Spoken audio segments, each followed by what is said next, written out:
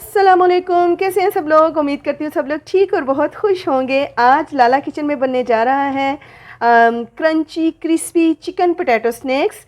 तो जी आज मैं आपके साथ इसकी रेसिपी शेयर करूँगी। ये कैसे बनते हैं आज मैं आपको ये बताऊँगी। तो इसके लिए आपको चलना पड़ेगा मेरे साथ मेरे किचन में। तो इसमें कौन से स्पाइस ऐड होते हैं और कौन से किस क्वांटिटी में हम लोग लेंगे ये मैं आपको सब बताऊंगी। इससे पहले नए आने वालों के लिए मेरी रिक्वेस्ट है कि प्लीज़ प्लीज़ प्लीज़ मेरे चैनल को सब्सक्राइब कर लीजिए और साथ ही लगे बेल आइकन को प्रेस कर दीजिए।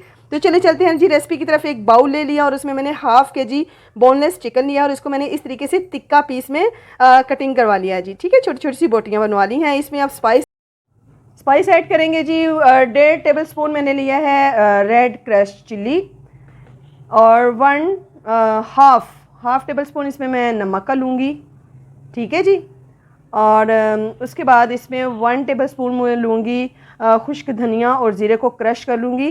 तो 1 टेबलस्पून इन दोनों का लूँगी मैं। ½ टेबलस्पून नमक और उसका ज़ीरे का और धनिया का। और 1 टीस्पून इसमें चाट मसाला डालूँगी मैं। और 1 टेबलस्पून इसमें डालूँगी मैं टिक्का मसाला। 1 टीस्पून इसमें मैं काली मिर्च का पाउडर ऐड करूँगी। घर का पीसना है, अपने फ्रेश, आपने बाज़ार का पिसा हुआ काली मिर्च का पाउडर नहीं यूज़ करना। ठीक हो गया जी। और 3 टेबलस्पून इसमें वाइट विनेगर के जाएंगे सफ़ेद सिरके के। ये आपके गोश्त को गलाने में बहुत मदद करेगा और बहुत जल्दी गोश्त को गला देगा। ठीक है जी। तो उसके बाद हम इसमें डालेंगे जी कलर अच्छा करने के लिए इसमें ज़र्दा कलर थोड़ा सा डालेंगे ताकि इससे बहुत ही खूबसूरत सा कलर आ जाता है। और 1 टेबलस्पून इसमें जिंजर गार्लिक पेस्ट जाएगा, 3 टेबलस्पून दही के और 2 टेबलस्पून कॉर्नफ्लावर के। अब इन तमाम इंग्रेडिएंट्स को कर लेंगे अच्छे से मिक्स। ठीक है जी, बहुत ही अच्छे तरीके से आपने इसको मिक्स करना है। और मिक्स करने के बाद इसको मैरिनेट करके हम लोग 1 घंटे के लिए रखेंगे।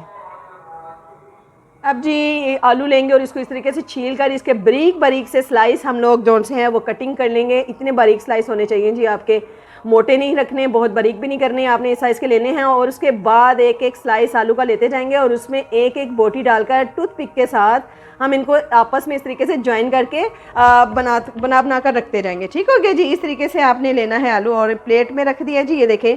और अब हम नेक्स्ट ले लेंगे। ऐसे ही आपने आलू का एक स्लाइस लेना है और एक बोटी उसमें उठाकर आपने इस तरीके से फोल्ड करना है। फोल्ड करने के बाद टूथपिक के साथ हम इनको ज्वाइन कर लेंगे।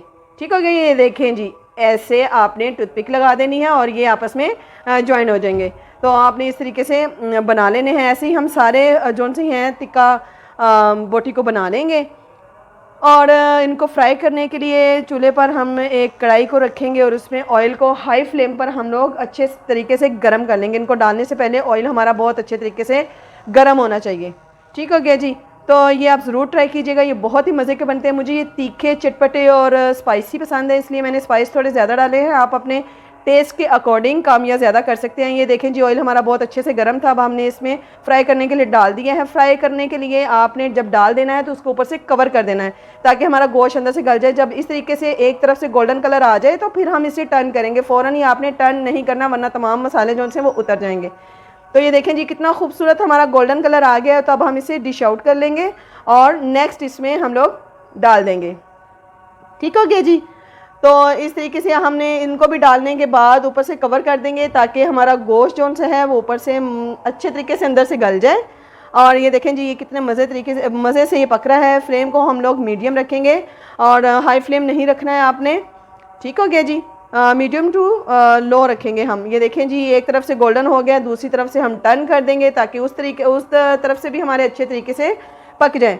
तो अगर अचानक से मेहमान आ जाएं और आपको समझ ना आए कि अब क्या करें, तो फटाफट ये आपने स्नैक्स बनाकर उनका खिलाने हैं और उनका दिल जीत लेना है। और ये कमाल के बनते हैं जी और वाकई आप तारीफ़ के काबिल बन जाएंगे। और इसे ज़रूर ट्राई कीजिएगा, ये बहुत ही मज़े के बनते हैं। बहुत ही easy, quick and simple recipe है जो आप फटाफट से 5 मिनट में रेडी कर सकते हैं। ठीक हो गया जी। तो जस्ट अगर आपके पास टाइम नहीं है तो आप इसे 15 से 20 मिनट के लिए भी मैरिनेट करके रख सकते हैं, नो प्रॉब्लम। ये हमारे तैयार हो चुके हैं। ये देखें जी, अंदर तक ये गल चुका है गोश्त।